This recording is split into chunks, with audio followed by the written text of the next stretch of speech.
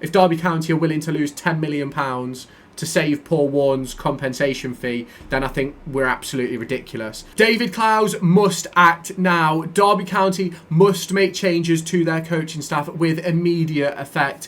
Derby County are on a free fall into the relegation zone, and it is not good enough for Derby County. Over the course of the last 22 games, Derby would find themselves in 23rd place in this Championship division, and we're in a situation where Derby County are going to finish with less points than a team who suffered a 21 points deduction and had an aging Curtis Davis, Craig Forsyth and Phil Jagielka within their backline. A team which got ripped apart from transfer window to transfer window, and big players who ultimately couldn't fulfil the task over the course of 46 games, and a squad which didn't have the ability to be able to battle. Yet Wayne Rooney and Liam Rosenior got much better out of that squad than Paul Warne is getting out of this squad, which is, in my opinion, a better all-around squad. Don't get me wrong, there were some good players in that team, the likes of Tom Lawrence, Ravel Morrison, some really good players.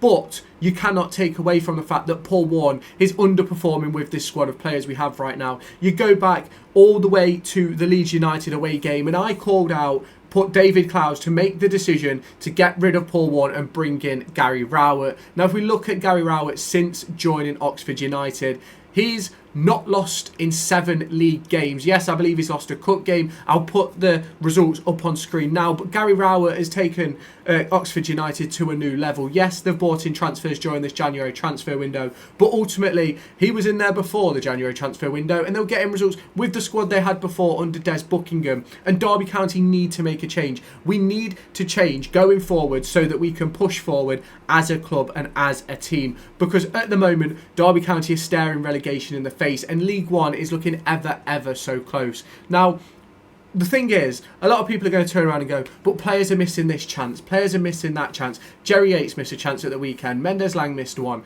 Jackson missed one, Lang missed another one, Ibu Adams missed one. But ultimately, this all comes down to style of play, philosophy of football and things you're trying to do.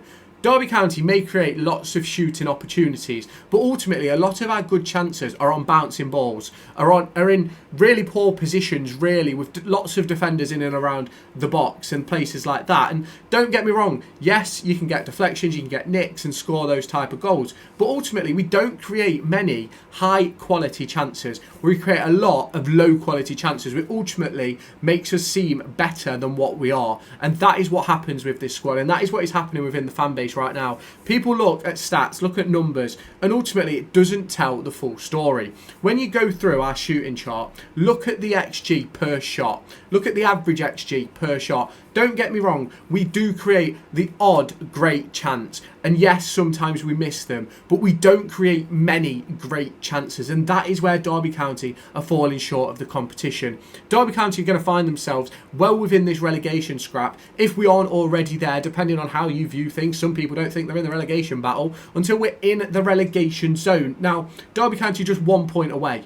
I believe Pompey are below us and have a game in hand on us, which obviously then puts us in the position where we could be in the relegation zone and maybe 2 points behind, which is ultimately not where Derby County want to be, not where Derby County need to be. And in my opinion, it all stems down to the manager. We can talk about playing budgets all we want. We can talk about the squad all we want. We can talk about style of plays, tactics, philosophies. We can talk about it all. We can talk about long-term gain, short-term gain. We can talk about all of that. But for me, right, Paul Warne has never had a successful season in the Championship.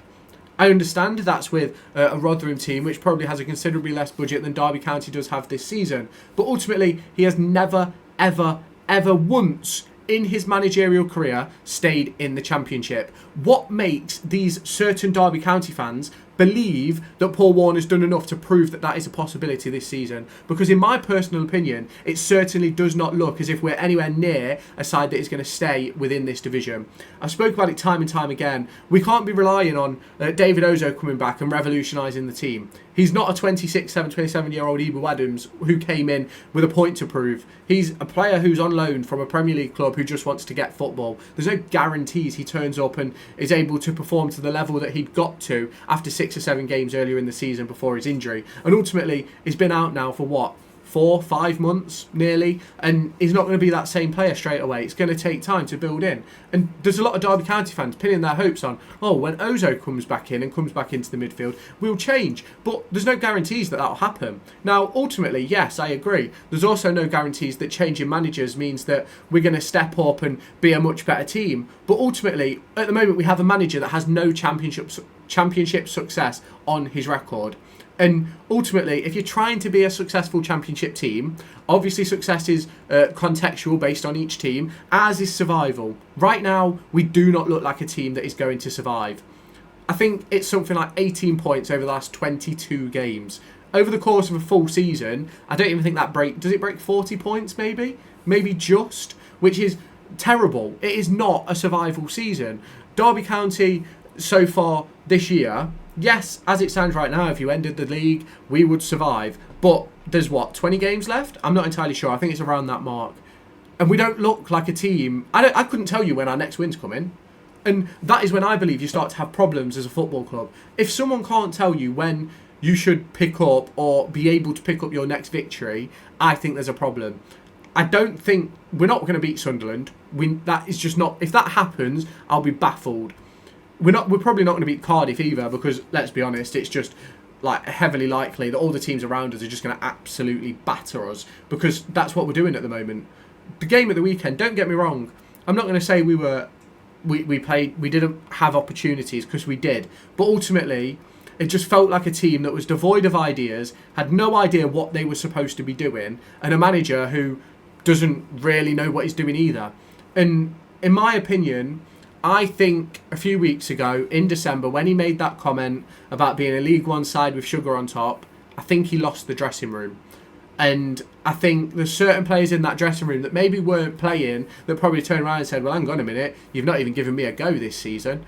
And I'm not going to turn around and say that I think Sonny Bradley, Tom Barkhazen, James Collins, or any of them would have made this any better this season.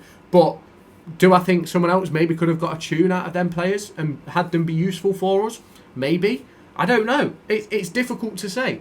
But we are in a position right now where something has to give. Something has to change. Now, Ed Dawes over on Radio Derby is someone who often turns around and goes that calling for the manager's head is ridiculous. He says it a lot. It's spoken about a lot on Radio Derby. And for me, there's a lot of people that never took to Warne when he came in. It never happened. Now, at the time when Paul Warne came in, I was at Derby County. I was an academy analyst. I not necessarily met them. I was working and they came to look around the analyst's office when I was there. And don't get me wrong, they're all really nice people. I spoke a couple of times to Richie Barker when I was as an analyst, speaking about some of the youth players that were playing against us and for us. But ultimately, in my position, didn't really have a great deal to do with the first team in that sort of capacity. But it was one of those where they were great people, and you can't take that away from any of them. Paul Warne and his staff are amazing, amazing people. But ultimately, I think they've shown over the years that they aren't championship worthy. Now, I personally believe that if Derby County keep Paul Warne till the end of the season, and we do stay up, I think he'll walk away. Because I think the tide has turned now. You had a lot of fans backing him a few weeks ago. Those fans now, I can't see them anywhere. There's a few people still talking about the budgets and things like that, but ultimately that's not defending Clowes. That's trying to put a spin on why we're bad. But we shouldn't be bad. And that is the problem that we're facing as Derby County fans and as Derby County players on the pitch. And it's disappointing to talk about. It really, really is, because I really wanted it to work out for Paul Warne. I spoke about it in the summer that Paul Warne earned the opportunity for time in the Championship. Well, for me, time is now up. I personally believed he would have been gone October, November, but ultimately we decided that we wanted to be quite good to start the season. I think we picked up 4 wins in the first 6-7 games, which was unbelievable. I think 12 out of our 28 points came in those first maybe 7-8 games. And then since then, I think we've picked up something like 15, 16 points, which is obviously disappointing in essentially double the games. But it's one of those where there's got to be a time when it gives. And I understand the situation when it comes to the finances, but ultimately, neither you nor me, unless you're the accountant at Derby County that deals with the books, None of us know what is actually in the coffers. None of us know what Derby County are actually capable of doing right now. And when people say, we can't get rid of Warne because we can't afford him, we can't do this because we can't afford it, we can't do that because we can't afford it, ultimately, none of us have any idea whether we can or we can't. And this is the problem that we're facing right now, is a lot of fans, the only reason they're backing Paul Warne is because they believe we cannot afford to get rid of him and we cannot afford to bring in someone new. But ultimately, in my opinion, I think that's a load of bollocks. Because if Derby County are willing to lose £10 million to save Paul Warne's compensation fee, then I think we're absolutely ridiculous. And I think it's a real question mark over those in charge. Now, we go back to when the likes of David Clowes, well, not the likes of David Clowes, when David Clowes did take over, he spoke about the likes of a director of football, having a proper footballing board. At this moment in time, sitting here on the 19th of January at 7:10 in the evening, Derby County still don't have a footballing board. We don't have a director of football. And our board is currently built up of cricket guys, Paul Warne, Stephen Pearce and David Clowes. None of them, apart from Paul Warne as a managerial standpoint, but he's not going to turn around and say, oh, I should leave my job, is he? So we're in a position where Derby County don't have any footballing backing on the board. And this is the problem, which is a massive problem for Derby County, because you look at those performances on the pitch, the fact it's not running for us. In my opinion, I think the players have stopped playing for Paul Warne. I think there's certain players that still hit a certain level. Ebou Adams is one of them. Cashin will be another. Nelson will be another. Wilson will be another. Like, don't get me wrong, they still hit a certain level of performance. But in my opinion, that edge that we had in League One, where I think Warne had the backing of the players because of the position we were in, the results we were getting, that's gone now. In my opinion, it looks absolutely gone. Now, I understand talking about this in the January transfer window, people are going to be like, oh, you can't get rid of a manager in the January transfer window. That's really stupid. What about the players we may be in talks with? But ultimately, all Paul Warne does is say yes or no. He doesn't talk to the player until deals are agreed, wages are sorted and things like that. He might talk to him during that stage of things being sorted. But ultimately, until it's all said and done, he doesn't have that conversation with them. He spoke about it the other day. And Ed Dawes made it clear that the players that we are signing are not because Paul Warne has gone out and identified them and spoke to them and brought the agents to the club and things like that. It's because Mark Thomas and his recruitment team are picking up those players, finding the players, putting lists in front of Paul Warne, showing them clips. And these are the players who we think would fit what you're trying to do. And don't get me wrong, I think the players we have right now, including Slaverson, yes, we've not seen him, but including Slaverson, I think the players we have now, under a different manager, would find themselves comfortable in mid-table under a better manager.